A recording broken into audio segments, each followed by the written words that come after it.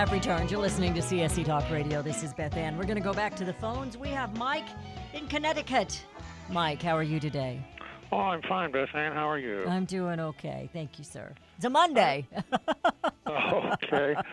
Well, anyway, when I was a little kid living up here in the Northeast, we had a U.S. Senator, Prescott Bush. He was the grandfather of George W. and the dad of George H.W. Bush. Gotcha.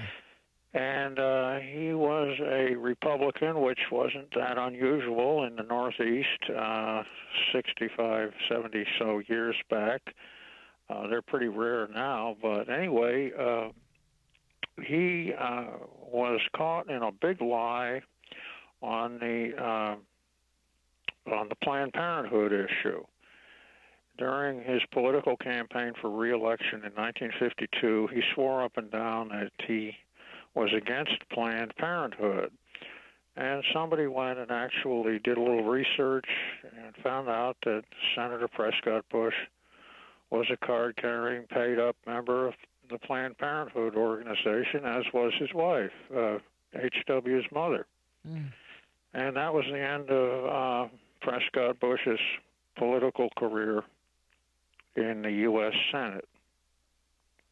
I just wanted to pass that along as an example of how people get up to a certain level of power, and truth and lies don't make any difference to them, maybe just how they spell them for convenience sake, but they'll say what they need to say when it's time for them to say something. When it suits them, when it Exactly. suits their purpose, yes. It's like a person putting on an elastic set of clothes and asking the thing to fit them exactly for their purpose because they're that important. But I thought I'd remind you, if you hadn't heard. I did not know about that. 1952 Senate campaign. And that did it. Because Connecticut at that time was not a blue state, and in a lot of ways it never has been, but it always gets advertised as a blue state. And that was the end of Prescott Bush's Senate career, although he continued to have a lot of influence behind the scenes for years afterwards. Oh, yeah. Hey, thanks a lot, Beth Ann. Thank you very much. I appreciate it, Mike. Yeah, there's a big legacy with the Bushes, and I'll just leave it at that. It's not really surprising with Roberts, the Supreme Court Justice, because he's let us down before. And I haven't known Brett long enough to be surprised. But the pressure that's on these guys, and I'm not going to cut them any slack because of that, is tremendous. However, the United States of America tax dollars should not be funding Planned Parenthood. Whether you believe in abortion or not, whether you don't think life is worth saving or not, you shouldn't be paying for somebody else's abortion. And if you want to, then you walk them down there and pay for it.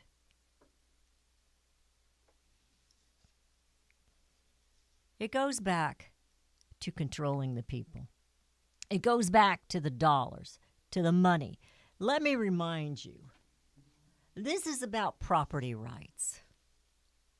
This was written back in it was written back in 1783. Property rights. Because I'm sharing this because of what they always say. And in that article that I was reading to you, where they were talking about this state, that state, Medicaid, and that the federal government's law supersedes the state law.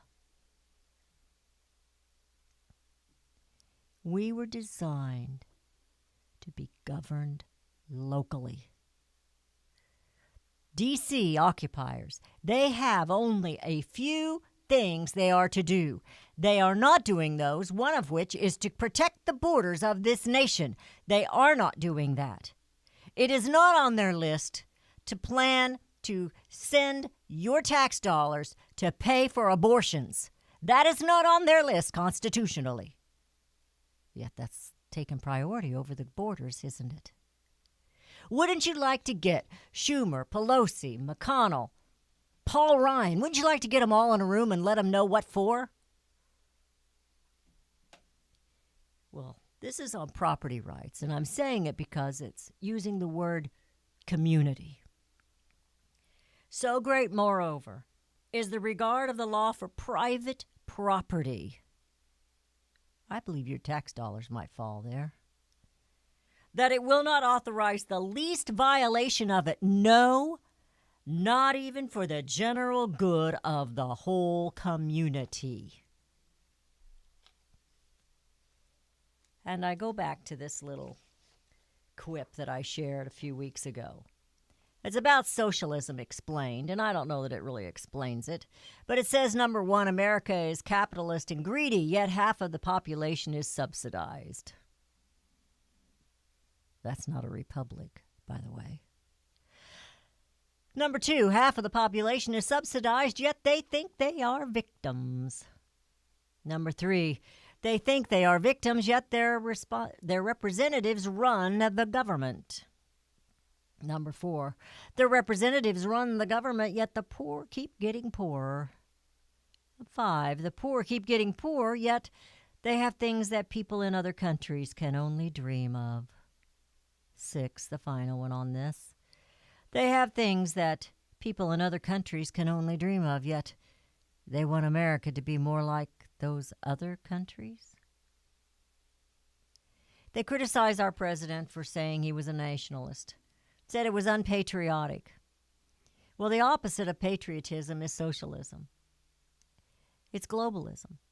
And the opposite of nationalism is globalism, the selling out of you, of your own, for the better good of the whole community globally. Where is the jealousy for liberty? A perpetual jealousy respecting liberty is absolutely requisite in all free states. We're not jealous for liberty anymore. We don't long to be free. We long to be taken care of. It's selfish. We're killing the future of this nation. Brett Kavanaugh, shame on you. I expected it of others. Now I know what to expect of Brett Kavanaugh. You've been listening to CSC Talk Radio. The show didn't turn out exactly like we wanted. We thought we were going to go down that climate change. We'll find out what happened to Dr. Michaels and our phones. And we'll get him back on, I promise. You know what? Get on your knees and search for the liberty to bring America home.